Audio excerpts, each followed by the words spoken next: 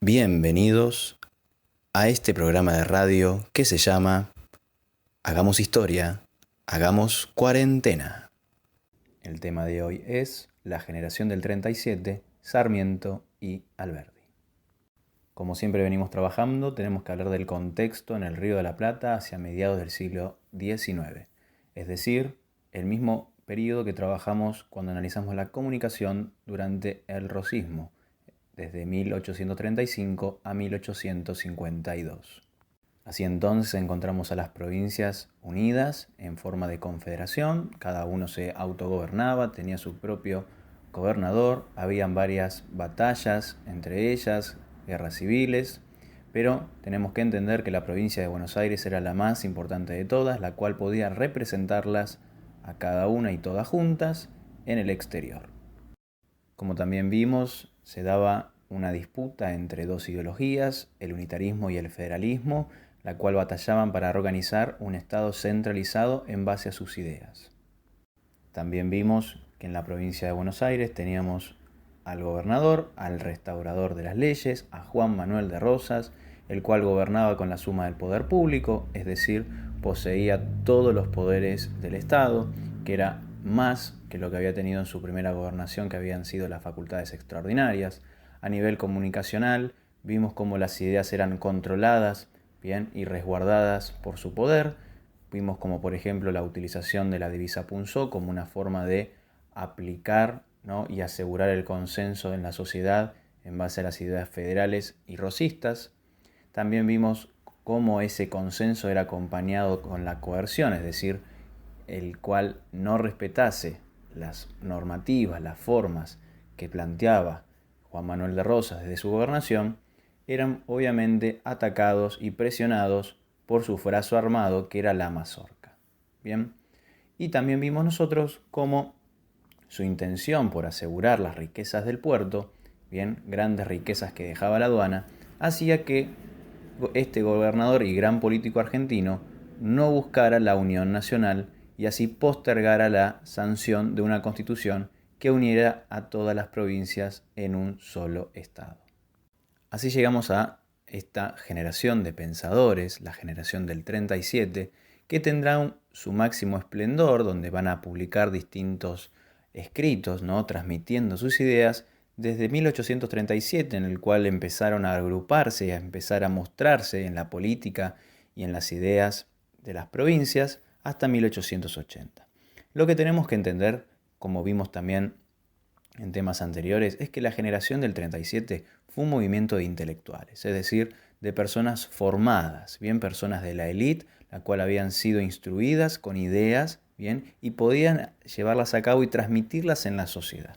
Sin embargo, no eran un grupo de personas que podemos entenderlos como pertenecientes al federalismo o al unitarismo, sino más bien que compartían ideas que no eran de una ni de otra. Ellos eran liberales románticos, es decir, tomaron ideas del liberalismo, estas ideas de la libertad, la igualdad, la organización de un Estado en base a una república, leyes claras, bien, esta idea que planteaba Terán en el texto anterior, formar una república en base a las virtudes, ¿no?, esto de ceder parte de la libertad para encontrar un bienestar común. Y lo interesante es que se agrega la cuestión del romanticismo, una concepción, bien, que lo que van a tratar de hacer estos pensadores es interpretar la realidad. Esta idea del romanticismo lo que era tratar de ver el contexto, pero de una vereda distinta a lo que proponía la Ilustración. Es decir, verla no desde la razón, desde los conocimientos científicos, de la lógica matemática, sino más bien verla de las cuestiones que son inexplicables, que no tienen respuesta, como por ejemplo la espontaneidad, los sentimientos, ¿bien?, hechos sumamente humanos, bien, que no pueden ser explicados desde la razón. Por eso esta idea de que el romanticismo es encontrar lo genuinamente humano, ¿sí?, lo que se expresa. Por eso mismo, en este entendimiento de interpretar la realidad en la cual ellos vivían, querían encontrar una identidad, es decir, el ser argentino, cuestión que no existía, ¿sí? Recuerden que las provincias cada una tenía su propio gobernante, no eran un estado independiente cada una de ellas, estaban aliadas entre sí, sin embargo no existía una identidad de argentino. Bien, por ello ellos, en base a este romanticismo, el encontrar una identidad, bien, lo puro, lo que identifica, ¿sí?, lo no racionalizable, era lo que ellos pretendían. El gran promotor de estas ideas románticas en el Río de la Plata va a ser Esteban Echeverría, ¿sí?, que va a construir su primer escrito analizando la realidad y tratando de mostrar un poco lo que se vivía, que seguramente alguna vez habrán escuchado o leído, que fue El Matadero, ¿no?, que representó, digamos, todos los hechos salvajes y más, digamos, violentos que planteaba el rosismo durante aquella época. Echeverría va a ser el gran impulsor de estas ideas, los cuales van a sumarse otros, bien, como José Mármol, Vicente Fidel López, Juan Bautista Alberdi, José María Gutiérrez y Félix Frías. Ellos van a conformar un grupo que se va a organizar y plantear distintos debates, bien, sobre escritos, sobre políticas realizadas por el restaurador, en el salón de Marco Sastre, bien, salón tan emblemático por la reunión de estas personas. También en esta generación, algunos autores como Terán lo incluyen a Domingo Faustino Sarmiento. Sin embargo, tenemos que hacer una excepcionalidad con él, debido a que Sarmiento no era de Buenos Aires, sino más bien él era de San Juan. Pero por una cuestión de que compartía todos los mismos ideales, bien, tanto liberales como románticos, es incluido en esta generación. Acá podemos ver bien una comparación entre la Ilustración y el romanticismo. Podemos ver bien cómo para la Ilustración, ¿no?, los cánones clásicos, es decir, lo creado en el arte por los romanos y los griegos, esa idea de perfección, de proporcionalidad y demás, era entendido como lo bueno. Sin embargo, para el romanticismo, lo bueno en realidad es la libertad creadora del ser humano, lo imperfecto, bien, esa búsqueda de originalidad. Por otro lado, también tenemos esto relacionado al arte, que se traduce bastante en ello. Entender a la Ilustración como una búsqueda de verdad, bien, y las verdades no son subjetivas, porque la razón lo único que hace es encontrar resultados, bien, estos resultados que son meramente matemáticos, cuantificables y científicos. Y por otro lado tenemos a esta idea de la subjetividad, ¿no?, como una expresión única e irrepetible que justamente no es orientada por los cálculos, sino más bien por los sentimientos. Por eso es tan importante ver esta diferenciación que podemos ver muy importantemente, ¿sí?, en esta cuestión. Por eso tenemos que entender que la generación del 37 era un grupo de personas, estos eruditos, que eran opuestos a las ideas del rosismo. Bien, no estaban de acuerdo con la violencia, no estaban de acuerdo con esta idea de la totalidad del poder centrada en una sola figura, que era la de Juan Manuel de Rosas. Veían eso como una actitud despótica, es decir, un gobierno que no tiene leyes y que solamente se regula por la intención, las ambiciones, los intereses de la persona, donde no hay un armado escrito que por detrás exista. Acuerden que Rosas tenía la suma del poder público, por lo tanto, cualquier disposición que él haga era la ley. Y como buenos eruditos, buenos intelectuales, van a manifestar esas ideas, es decir, esas críticas al poder, a través de la prensa, ¿bien?, donde esos escritos obviamente van a ser censurados, y así, en base a las presiones políticas y perseguimientos, estos integrantes de la generación del 37, como habíamos visto, lo que le pasaba en base a cuando se eran censurados personas, tuvieron que exiliarse. Es decir, no solamente irse de la provincia de Buenos Aires, sino que irse de la Confederación Argentina. Recuerden que el poder rosista iba mucho más allá de los límites porteños. Así la gran mayoría de ellos cruzaron los Andes y se fueron a Chile, otros cruzaron el Río de la Plata y se fueron a la banda oriental del Uruguay, algunos pocos se fueron al Brasil y también a Bolivia. Así llegamos entonces a uno de los primeros hombres en cuestión, a Domingo Faustino Sarmiento, a uno de estos integrantes de la generación del 37, y ver su pensamiento.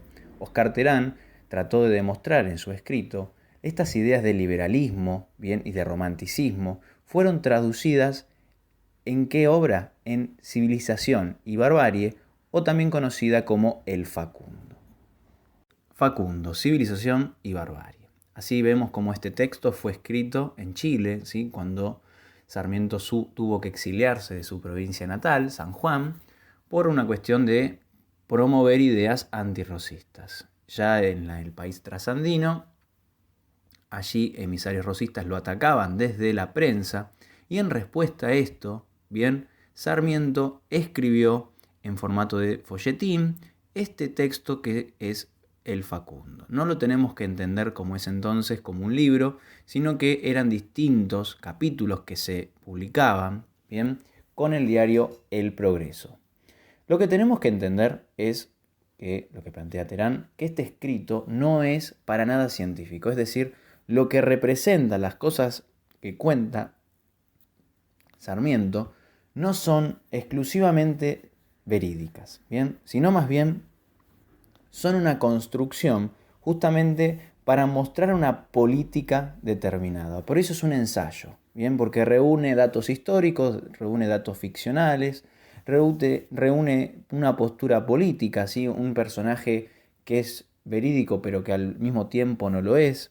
Por eso, en este ensayo él lo que trata de hacer es una interpretación de la realidad histórica social que vive la Confederación y principalmente, bien, Buenos Aires.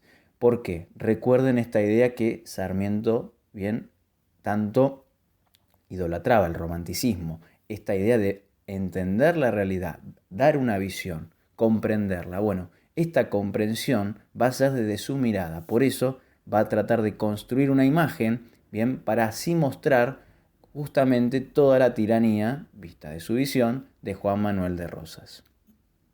El objetivo del Facundo era uno solo. Como él lo plantea justamente en el escrito y como Terán retoma esa idea, era develar el enigma argentino. Es decir, ¿qué pasó, bien, para que en ese Mayo Libertador, donde se pusieron a cabo esas ideas de liberación, de la igualdad, la libertad, donde tratar de encontrar una república con una junta de representantes, después esos representantes que iban a ser incorporados gente de representación de los territorios que eran del interior, bien, ¿qué pasó en esta historia argentina para que de ese momento revolucionario, donde se veían claramente las ideas de liberación, es decir, del liberalismo, se llegó al despotismo rosista, a este momento donde Rosas tenía todo el poder de Buenos Aires, donde incluso su poder excedía los límites, donde tenía actitudes claramente persecutoras a personas que pensaban distinto, no había libertad, ¿bien? Los medios y las ideas eran controladas y censuradas. Por lo tanto, esta idea de despotismo, ¿no? De gobernar en base a las ideas e intereses de una persona sin ningún tipo de respaldo en base a leyes, ¿bien? Por lo tanto, esto, ¿qué es lo que va a buscar con esta construcción, este análisis, a ver qué es lo que pasó? Es generar un consenso. Si Rosa buscaba justamente un consenso para mostrar y hacer entender a la población que su gobierno era legítimo, que era necesario, que no había otra alternativa más que la suma del poder público en su figura, bueno, Sarmiento, con el análisis de este enigma argentino, a través de la escritura de Facundo, va a hacer tratar de difundir este consenso antirrosista. Bien, él lo que buscaba era con sus escritos no solamente que los chilenos vean a Rosas como un tirano, sino también que estos escritos trascendieran las fronteras y así llegase a las provincias y ver a la figura del gobernador de Buenos Aires como una persona no solamente despótica, sino también ingrata para la Confederación. Por eso el Facundo, como dijimos, es una construcción verosímil, es decir, lo que se relata parece ser cierto, ¿no? Parecen datos que son reales, por ejemplo, habla de la Pampa, habla de la geografía de la Pampa. Sin embargo, por ejemplo, plantea que lo que era la Confederación era mayormente territorios pampeanos. Y no es así, sino más bien la provincia de Buenos Aires son territorios más llanos, donde hay mucha vegetación fértil, sino también existen provincias donde está la montaña, donde está la selva y demás, pero sin embargo en esta construcción hace un invento, ¿sí?, de lo que era esa construcción del Río de la Plata, diciendo que justamente era exclusivamente la Pampa argentina. Sin embargo, como sabemos, no es cierto. Eso es para que entiendan un dato. Y además, que Sarmiento jamás fue a la Pampa, ¿sí? A la región pampeana. Por lo tanto, no la conoció nunca, ¿sí? Sino que utilizó datos de viajeros y hasta incluso inventó cosas. Por eso esta idea de que es una construcción verosímil. Parece que fue verdad, pero sin embargo, no lo fue. Facundo Quiroga, Civilización y Barbarie. Así es como Sarmiento tituló este escrito. Lo interesante que dice Terán es que no utiliza lo que es la oposición, sino más bien la conjunción. Es decir, si bien, lo que trata de hacer Sarmiento es justamente poner un mote, una etiqueta a lo que era la barbarie, bien, con la representación del primer personaje, que era Facundo. ¿Quién es este Facundo? Bueno, un personaje que sí existió en la historia argentina, que fue Facundo Quiroga. ¿Por qué toma Facundo Quiroga? Porque representa absolutamente todas las características que él necesitaba para poder justamente menospreciar a la figura de Rosas.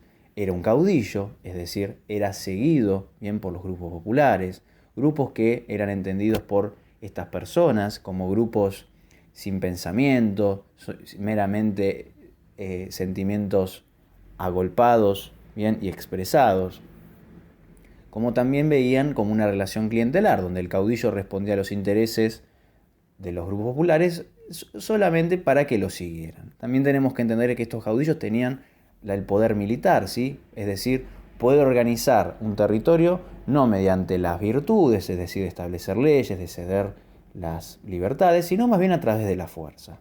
Bien, y también Facundo Quiroga fue un gran representante del federalismo. Por eso tenemos que ver que todas estas bien, características podemos verlas como una clara idea de lo que era la barbarie. Facundo Quiroga era la barbarie, Rosas era la barbarie.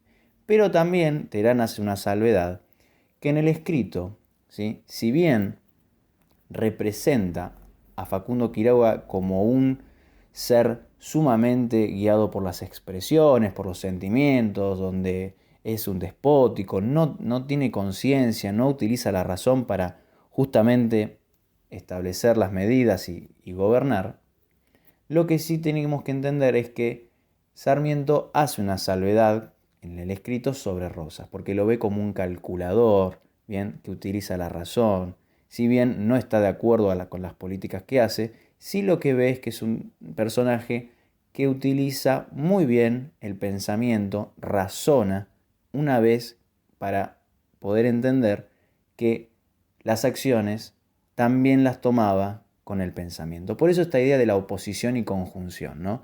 En la oposición entre Facundo Quiroga y Rosas, sin embargo, acuérdense que ese Facundo Quiroga en realidad era una forma de bastardear al gobernador de Buenos Aires. Acá podemos leer una fuente, a ver si nos podemos esclarificar un poco más, que dice, él explica suficientemente una de las tendencias, una de las fases diversas que luchan en el seno de aquella sociedad singular, el espejo en que se reflejan en dimensiones colosales las creencias, las necesidades, preocupaciones, hábitos de una nación en una época dada de su historia. ¿Qué es lo que quiere decir entonces? Que Facundo Quiroga representa exclusivamente lo que está viviendo la Confederación en ese entonces, la barbarie. Bien, la barbarie es ese momento histórico el cual en esa realidad que está analizando Sarmiento y construyendo en el Facundo es lo que se daba en las Provincias Unidas. Y por eso toma la figura de Facundo, porque representa absolutamente todo. El tiempo de los caudillos, el tiempo de las batallas, el tiempo del federalismo, el tiempo de la religión, el tiempo donde la razón es oprimida por el despotismo. Por eso podemos encontrar como la barbarie, ¿sí?, a una faceta de la realidad. Como dijimos, lo encontramos absolutamente todo esto en la vida y el carácter de Facundo Quiroga. Bien, donde tenemos que entender que fue un caudillo que vivió y gobernó para la lucha, ¿sí?, para aplacar a los unitarios, a las figuras antirrocistas, bien, a las figuras también que se oponían a todas aptitudes y creencias del cristianismo. Por eso tenemos que entender que Sarmiento lo identificaba a la barbarie con su figura. Bien, este héroe caudillesco, este héroe bárbaro, ¿sí?, que gobierna con la sangre, con la espada, que no gobierna con el diálogo, que gobierna con personas que lo apoyan, pero personas que no piensan, sino que justamente ellos lo siguen porque no pueden racionalizar, ¿sí? Y él aprovecha eso para poder seguir adelante sus exigencias. Esa era la visión un poco que tenían estos liberales, bien, que tenía Sarmiento. Pero bueno, tenemos que entender entonces que esta barbarie está meramente masificada en la figura de Facundo Quiroga. Y el Facundo, como dijimos, también expresa una faceta de civilización. ¿Y qué es lo que ve? Esto que dijimos, que en Rosas existía cierta cuestión civilizada debido a que utilizó la razón para organizar, por ejemplo, las expediciones para la conquista de territorios, bien, como también las batallas que libró, la política, cuestiones que utilizó muy debidamente la razón. Pero sin embargo, para entender un poquito más dónde puede encontrar la civilización, más que nada en la Confederación, era justamente que estaba, pero que estaba obviamente presionada. ¿Presionada por qué? Por la barbarie, ¿sí? El tiempo de los caudillos no dejaba ver a esta luz, bien, del liberalismo, que estaba justamente oculta, bien. Y acá hay una frase que toma Terán para entender un poquito, y dice: toda civilización se expresa en trajes, y cada traje indica un sistema de ideas entero. ¿Qué quiere decir esto? Que el que usaba el poncho, que el que tomaba mate, el que usaba el sombrero, bien, es decir, se refiere a los grupos populares, se refiere a los caudillos, que son la antítesis a todo esto, no tienen ideas, bien. Pero en la sociedad, la gente de la élite, la gente adinerada, la gente formada, era gente que verdaderamente era la civilización, bien. La civilización que era la que estaba oculta, la que no podía mostrarse, ¿sí? O porque tenía que exiliarse debido a que tenía ideas rosistas, o tenía que simular, bien, su apoyo. Por eso, él lo que ve que la civilización existe, y como tal entonces existe un horizonte, bien, un momento donde la civilización se impondrá a la barbarie y se podrá entonces alcanzar el momento de la virtud, es decir, alcanzar la organización de una república, bien. Pero como estaba oprimida, esa realidad es la bárbara, es decir, la que está completamente desaforada, no posee la razón, no la utiliza, sino que más bien gobierna con los sentimientos, con la fuerza, con el amor, con el odio, con el desprecio, ¿bien? Entonces la realidad es un momento déspota, ¿bien? Por eso el horizonte y la realidad para Sarmiento no eran para nada iguales, ¿sí? El horizonte era encontrar que esta civilización que estaba oprimida por el rosismo en algún momento sea la realidad, ¿bien? Y esa realidad, que era el despotismo, ¿sí?, visto desde su visión, en algún momento sea el pasado, algo que ya no exista más. Por eso la idea trascendental que planteaba, bien, con la escritura de este texto del Facundo era llegar del salvajismo a la civilización. Y si nos ponemos a pensar un poco, la vida y obra de Facundo Quiroga tiene mucho que ver con esto. ¿Por qué? Porque el salvajismo, ¿sí?, que está representado en la figura, bien, de Facundo Quiroga, muere. Facundo Quiroga, cuando vimos nosotros en 1835, es asesinado, ¿bien? Y es asesinado, ¿por qué? Por justamente sus prácticas, los odios que despertaba, ¿bien? Y eso dio paso a poder llegar a la civilización. Entonces lo que ve Sarmiento es que cuando el salvajismo, es decir, la barbarie, muera, dará paso a esa civilización que está oprimida por su persona, ¿está? Por esa barbarie. Así llegamos a esta comparación entre civilización o barbarie, ven, que plantea el texto de Sarmiento. El autor lo que plantea es que hay distintas categorías donde Sarmiento da a entender esta oposición, ¿sí? Por eso podemos entender que la civilización, vista desde su visión, estaba en la ciudad. ¿Por qué la ciudad?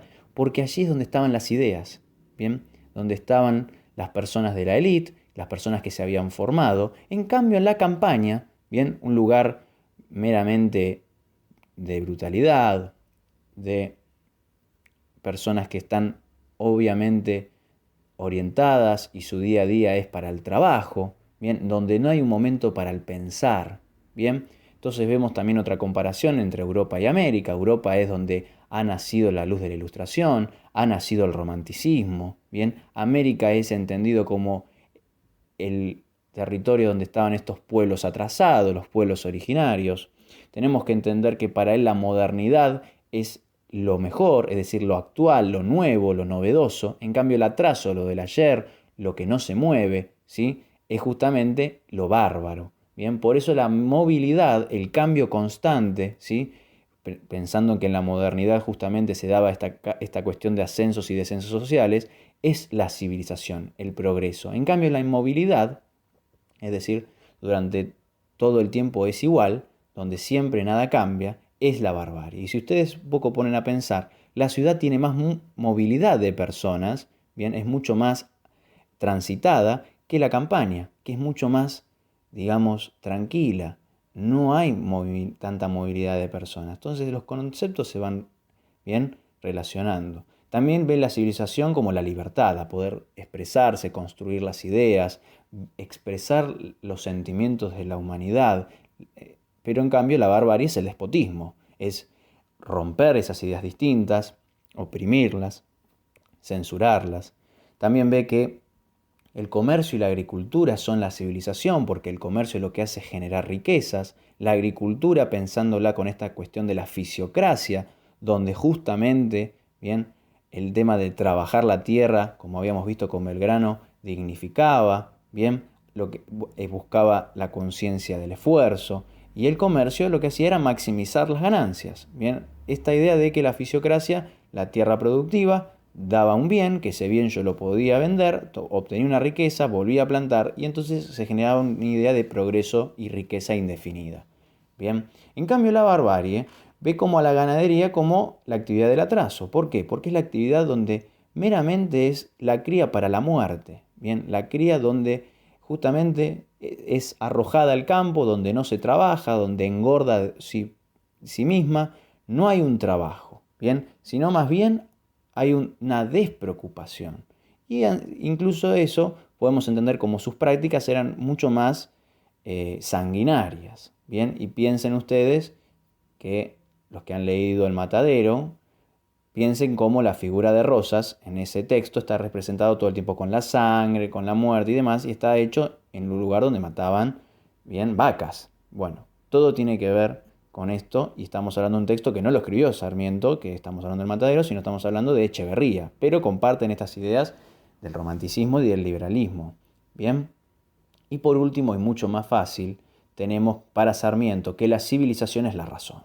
Bien, esta idea de dejar de lado los sentimientos, encontrar las verdades absolutas, racionalizar, encontrar verdades y leyes universales.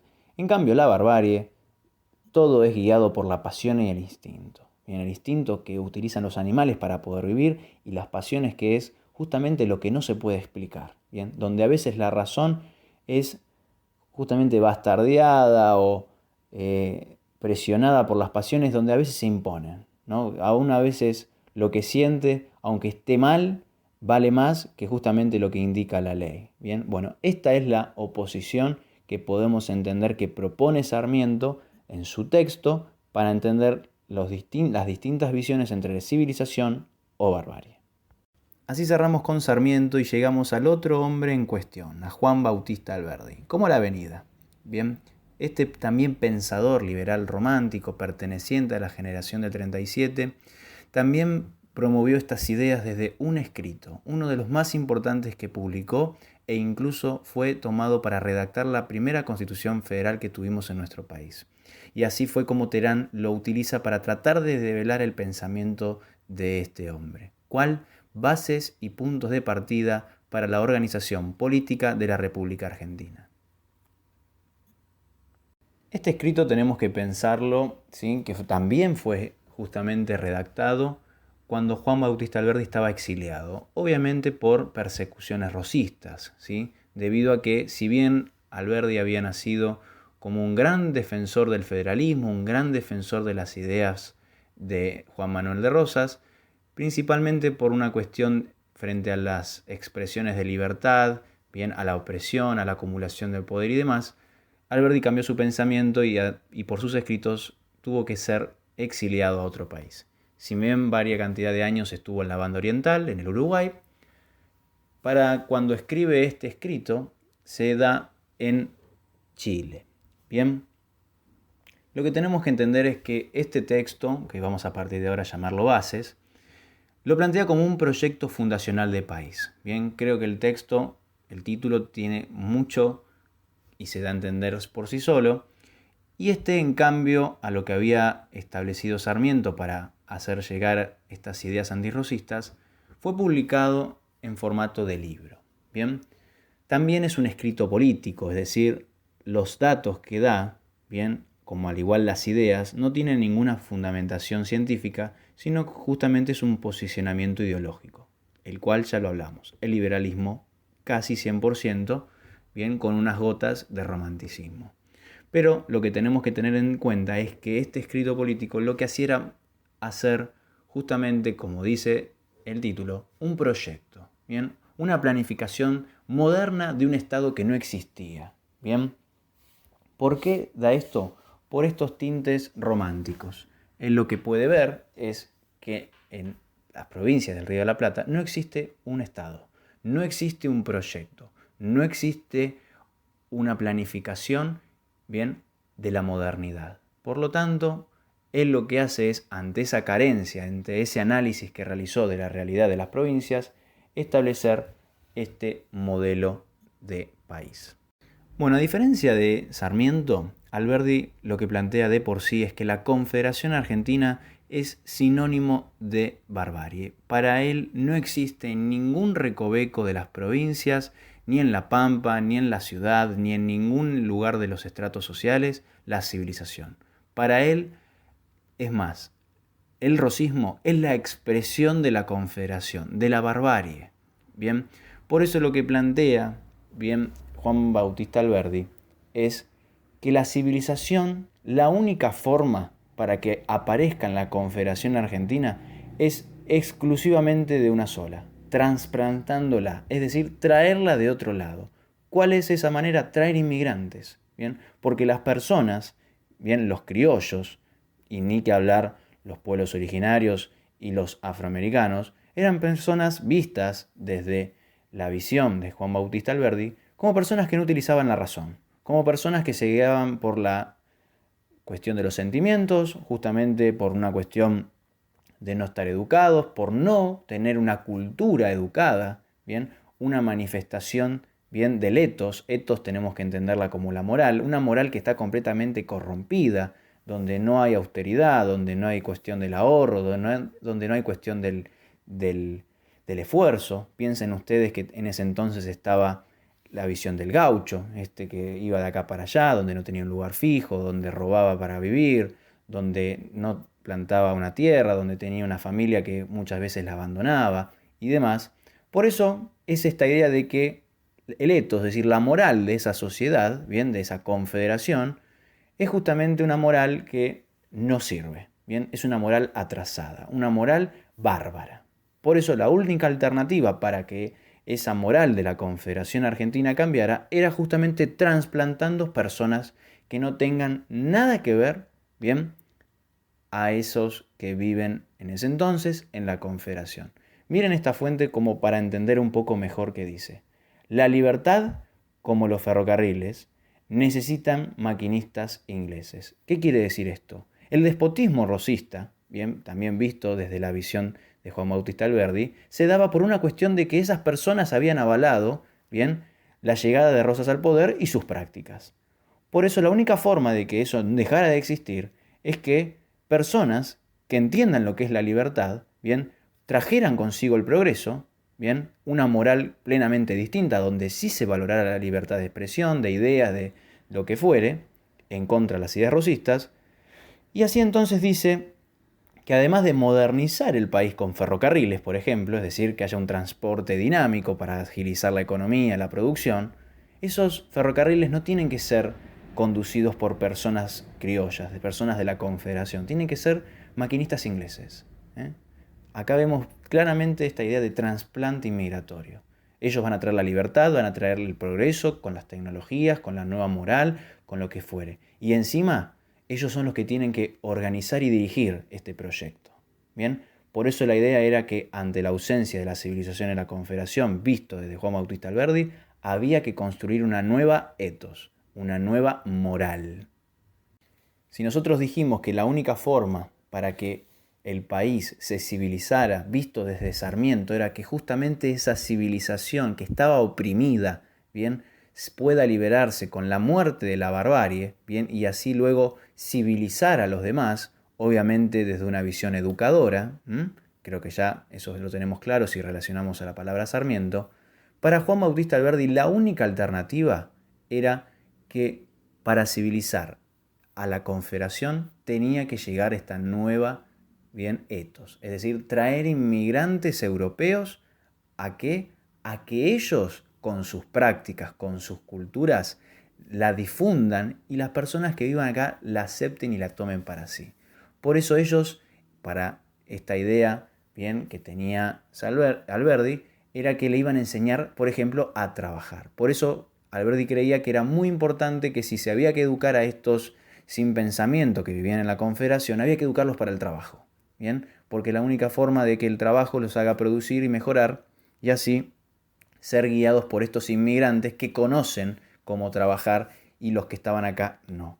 Esto visto desde la visión de este pensador. Bien, por eso era la única forma entonces, para ir sintetizando, para civilizar a la sociedad nativa, bien, vista desde Alberdi, era que traer inmigrantes para que promovieran sus ideas, sus formas, sus tradiciones, sus culturas, que eran civilizadas, y que encima les enseñaran a trabajar a las personas de acá debido a que no conocían o no trabajaban de una forma eficiente, bien vista desde su visión. Acá podemos ver, por ejemplo, una fuente donde se ve bien esto, ¿no? Dice, no es el alfabeto, es el martillo, es la barreta, es el arado lo que debe poseer el hombre del desierto, es decir, el hombre del pueblo sudamericano. El hombre del desierto no está hablando de la campaña al desierto, no está hablando de la llanura pampeana, sino que está hablando del desierto como que no hay nada, ¿sí? Y no es que no había gente, sino que no había ideas en la cabeza de esa gente. Entonces lo que dice es, para esa gente que no tiene ideas, no le sirve de nada el alfabeto, no le sirve aprender conocimientos, sino que le sirve utilizar su mano de obra, su fuerza física para el bien de la comunidad. Por eso dice que había que educar para el trabajo. Es el martillo, es la barreta, es el arado. Bien, eso es lo que tenemos que entender, que la forma de civilizar para Juan Bautista Alberdi era la que estamos hablando ahora. Este proyecto de país, obviamente escrito en bases, planteaba una cuestión republicana justamente por ser Alberdi un gran liberal. Bien, es decir, un Estado independiente donde se organizara el poder en forma de república, ¿no? División de poderes, legislativo, judicial, ejecutivo, con una participación ciudadana, bien, en ello. Y obviamente organizar instituciones que regulen, bien, toda forma de participación y control, ¿sí? Este contrato social establecido entre las partes.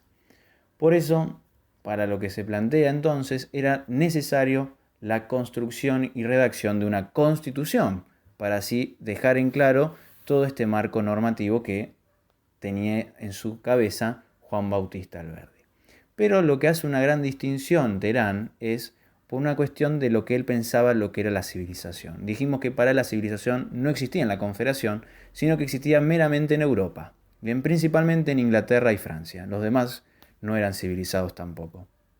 Pero lo que sí tenemos que entender es que la Constitución tenía que avalar, bien, todos segmentos, todas inclusiones, todos favoritismos hacia lo que fuera la inmigración europea. Por eso, para que entiendan algunos ejemplos, los que planteaba en este texto Juan Bautista Alberdi, era, por ejemplo, dejarle la nacionalidad que ya poseían estos inmigrantes y darle una doble nacionalidad, que se pudieran navegar libremente los ríos del interior de las provincias para generar el comercio con estas potencias europeas, traer ferrocarriles, bien, es decir, importarlas de estos países productores, establecer el libre culto, bien, para que la religión no sea un impedimento para que estas personas puedan, bien, instalarse en este país. Piensen que acá se profetizaba el cristianismo, el catolicismo como hoy en día, y estos países, principalmente en Inglaterra, había muchos protestantes, por lo tanto no era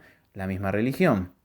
Y por último, una de las cláusulas también que podía favorecer la inmigración y así entonces fortalecer una nueva moral y así crear la civilización en el país, era fomentar tratados favorables, bien, a Europa, es decir, tratados comerciales en los cuales siempre Europa tenga sus beneficios de comerciar con las provincias. Pero todas estas políticas, bien, todas estas ideas para plantearlas en la Constitución, justamente para poder incorporar a estos inmigrantes y así civilizar a este país que estaba en proceso. Por eso en esta visión de la realidad que había hecho bien Juan Bautista Alberdi de la Confederación, con este proyecto político en bases, él plantea que debía ser un proyecto gradualista, es decir, que no podía pasarse de un momento a otro de un despotismo, bien, a una república, por una cuestión muy simple, bien. Él lo que planteaba es que en una república, como lo dice la palabra, los participantes son los ciudadanos, es decir, es el pueblo, bien. Pero, por una cuestión lógica, y como estaba a la vista, bien, con los hechos de esta realidad, en Buenos Aires, como al igual de las otras provincias, se daban, bien, instrumentos democráticos. Tenemos que pensar que Juan Manuel de Rosas fue elegido, bien, por la Sala de Representantes y era grandemente apoyado por el pueblo, bien. Por lo tanto, él lo que veía es que esas masas, esos seres, esas personas que no tenían ideas, bien, que no racionalizaban, justamente habían apoyado de una forma democrática a una dictadura. Bien, algo totalmente ilógico. Pero ¿por qué se daba esa cuestión ilógica para Alberdi? Por una cuestión meramente fácil, que eran personas que no tenían una moral adecuada, que no tenían un pensamiento racional y por lo tanto para él no podían entonces participar de la política. Por eso en este proyecto gradualista él lo que plantea es que había que comenzar con una república posible, es decir, lo que se podía hacer para comenzar con este proyecto de país, donde en este momento se plantea que debía ser un tiempo económico-social.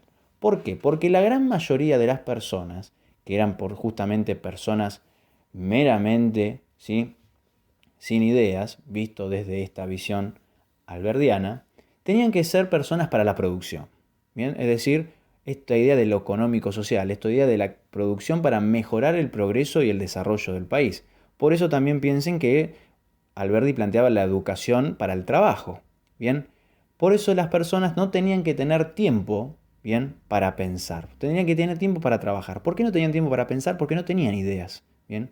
Vista de su visión, no tenían ideas racionales, ideas que fomentaran el progreso. Por eso, para ellos, esas personas, es decir, las masas, tenían que ser tuteladas, tenían que ser controladas, ¿bien?, y tenían que ser dirigidas por una élite política, ¿bien?, la cual tuviera el poder y organizara a la población. ¿Está? Si nosotros nos ponemos a pensar un poco en la historia, esto fue así, ¿sí?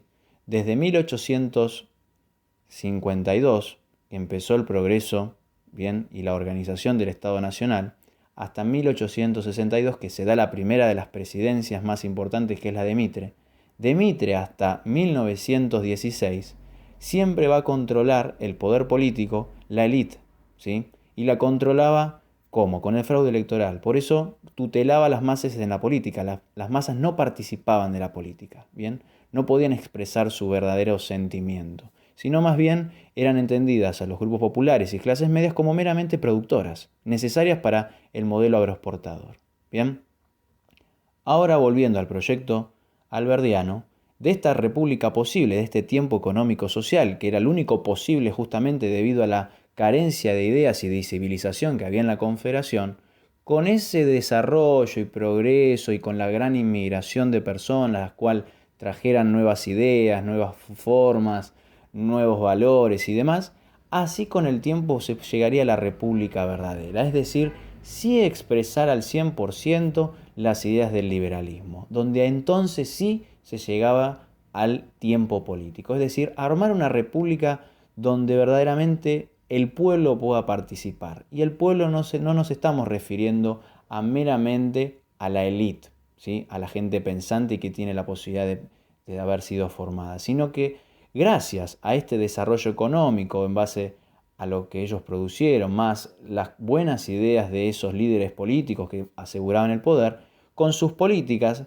harían que con el tiempo esas personas pudieran acceder a mejores, bien, formaciones y así crear, con esta moral nueva que expandirían esos inmigrantes europeos, tener unas ideas mucho más civilizadas. Y así entonces ya iban a dejar de ser meramente habitantes productores a pasar a ser sujetos políticos, sujetos que entienden lo que es una república, donde entienden que la libertad es algo indiscutible, donde entienden que la virtud es la única forma de poder que funcione una república, es decir, entregar parte de mi libertad por el bien común.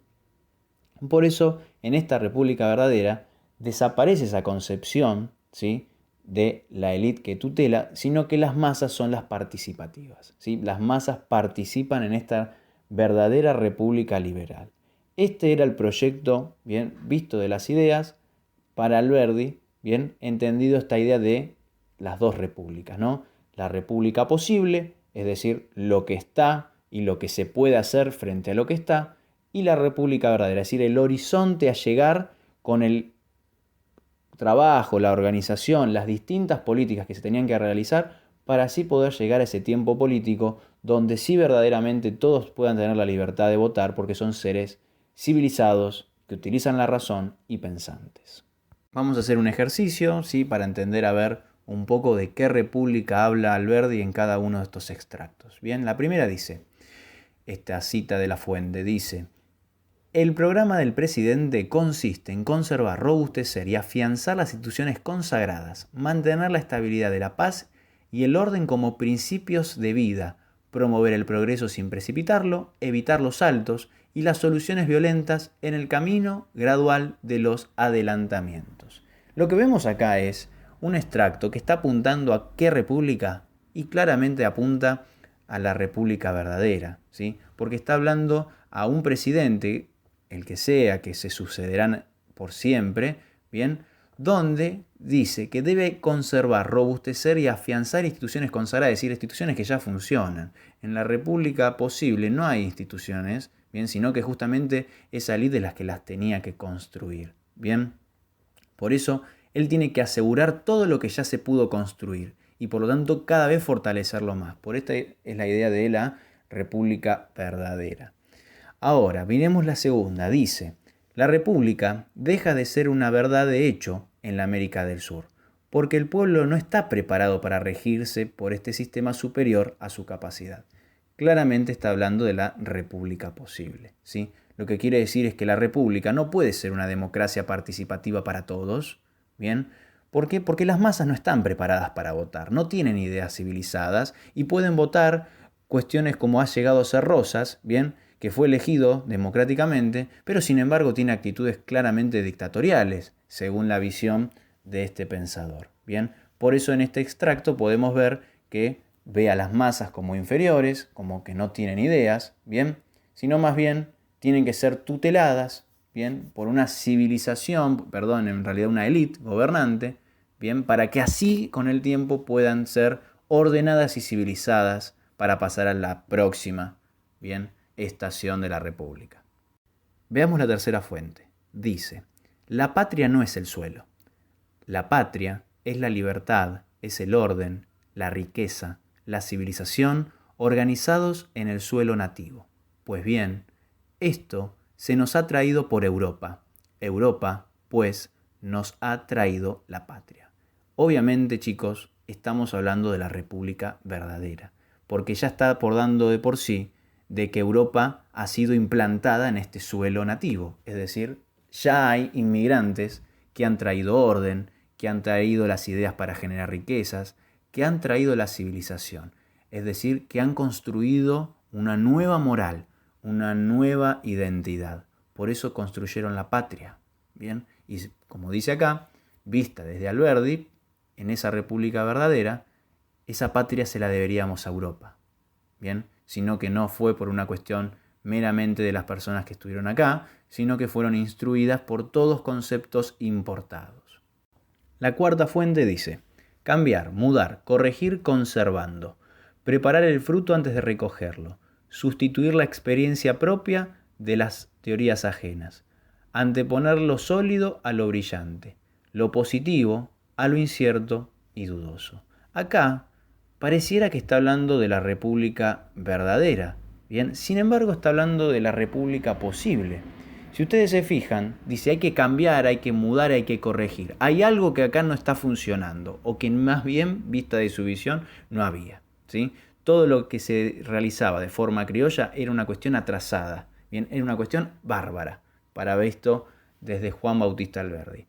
Por eso dice hay que preparar el fruto antes de recogerlo, es decir, hay que hacer algo para poder que las cosas cambien y llegar a la civilización. ¿Cómo? Dice, bueno, sustituir la experiencia propia, es decir, las formas tradicionales, las ideas, la cultura, bien, las expresiones culturales que estaban acá en el Río de la Plata, por las teorías ajenas, es decir, por estos inmigrantes que van a traer sus nuevas prácticas, sus nuevos valores y demás. Sacar, anteponer lo sólido a lo brillante, bien, lo positivo a lo incierto y dudoso. Es decir, sacar lo que ya se conoce por lo que brilla, por lo que es lo mejor, lo que es bueno para, ¿sí? Para todos, pero más bien a lo que parece ser incierto y dudoso. ¿Está? Entonces, esta cuarta fuente habla entonces de esta república posible. ¿Por qué república posible? Por este contexto en el cual se deben pulir cada uno de los aspectos sociales, ¿bien? ¿Con qué? Con todas fórmulas y recetas europeas. Así entonces, terminamos de pensar un poco cómo era el pensamiento de Juan Bautista Alberdi. Así terminamos con el tema de hoy, estos dos grandes pensadores. Los textos que utilizamos, o más bien utilicé yo para que sepan, es el texto de Terán que ustedes tienen y también un poco de extractos del libro de Marcela Ternavasio que tienen escrito acá.